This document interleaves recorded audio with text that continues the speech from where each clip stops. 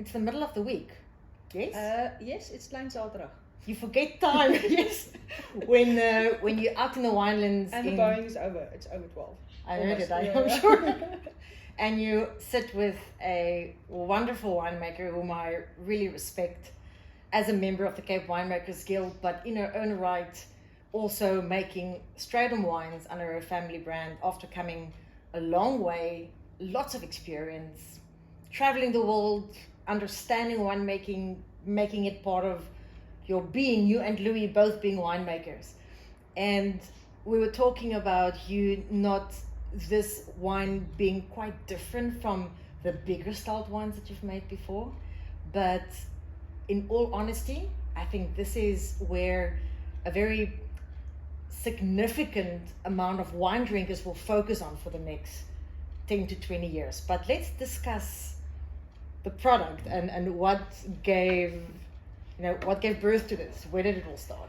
Yeah, so this is our Rockstar Syrah. So Rockstar, just to quickly explain the theory of the name, the Syrah is called Rockstar because around the world, to me, the greatest Syrahs are on really rocky soils.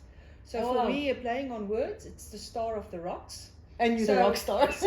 so and just to make it a bit quirky, we're calling it Rockstar. So it's actually the rock star and not the musician. But anyway, so this is vineyards that was planted on our property in 2006. And the first vintage from this vineyard we made in 2017, and this is the 2021 we bottled earlier this year. And yes, as you said, a little bit of a different style than what I'm used to, making the bigger style wines in the past. But we're never too old to change, so the world has changed. We are a warmer world.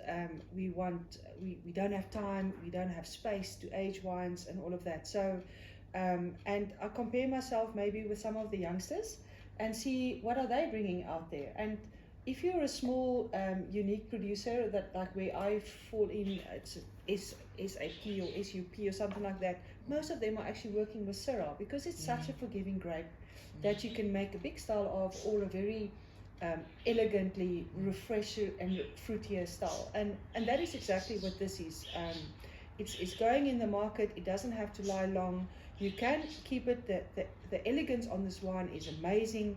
It's got a fantastic mid-core acidity with a little bit of chalkiness, much more cranberry, red cherry fruit flavors, and just the length that kind of pulls it through without having too much tannins and astringency that makes you feel like, this is such a young wine, I need to lay it down a bit. You can, you're going to put it in the glass and you're going to just immediately enjoy it. It sounds quite complex without the effort. Yes, and I've got to interrupt you because I think if I go, this is Women's Month and we're celebrating women. One of the reasons I'm here and wanted to chat to you, but if I go out for a dinner party with my girlfriends in August and I take a wine with that says rock star and tell the story about why I believe you're a rock star, but also why women are rock stars, and it's there to celebrate, the wine can get so much more meaning. Yeah. And also because it's got this very ethereal perfume to it, like a blue flower perfume, but then also some spiciness, like, kind of paying homage to the Rhone, but also coming back to a vintage. And it's what it is. Yes. It's what it wanted to be, and you just guided this wine. Yeah. Well, I hope so. I think that is mostly our role, is to make terroir-driven wines. It sounds like a cliche, but it is what it is. I think in my career, looking back, what I've done, I've always been very focused on looking at a vintage and making decisions according to what I have at that point. The sad thing, in a way, for us is always that we have to order our barrels almost like 6-7 months in advance before we actually can see our grapes. And then you just get to, and a classic example to me was the 2016 vintage. By the time I had the grapes in the cellar, I thought, I'm just going to kill the fruit of this wine by chucking it in a lot of new oak. Even 20% would have been too much. It's that understanding. So I just ended up using no new oak in my 2016 vintage and actually just used those new barrels for the next year. And just to keep that purity of the fruit and the chalkiness that I also got on that vintage. And that is just my approach with wine. I'm not going to... You've definitely achieved it. I'm not going to kill fruit.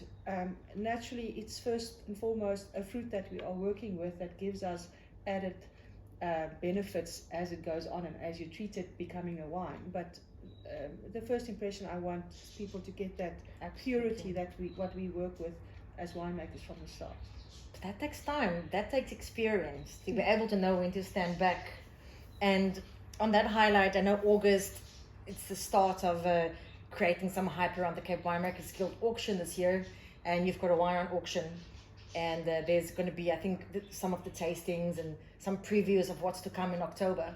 But what do you have on the auction this year? So my wine, I'm continuing now for the last few years on a wine that I call the Game Changer, and this is a Cabernet Franc Merlot blend. It's something that I've always had very close to my heart, is to work with Cabernet Franc, and now I'm only really getting to that point. So the first vintage was 15, and this is now my 2017 that I've got on auction. And it's definitely really showing all the nuances, mostly of the Cabernet Franc, and the Merlot is like a filler in the blend. And yes, I've got 40 cases on, and we are starting our whole tasting process during August, which is a great month. It keeps us quite busy. It keeps us, out of the cellar in a way, and forcing us to see people. Not all winemakers want to see people all the time. So it's really exciting, and we are all very proud of our wines and what we do, and our involvement with the Cape Winemakers Guild, and the opportunities that's created for us, but that we can also through that create for other people. And yeah, I think we as winemakers all feel very strong about that, and do the best we can during this month, September as well, with all the overseas trips that happens, and then the auction that is in October. Well, I wish you all the best, and I just want to raise a glass to you, a handful of women that's on the guild for now, and you as a winemaker. Thank you for continuously bringing us quality and helping consumers discover beautiful wines like this, like you've shared with me today.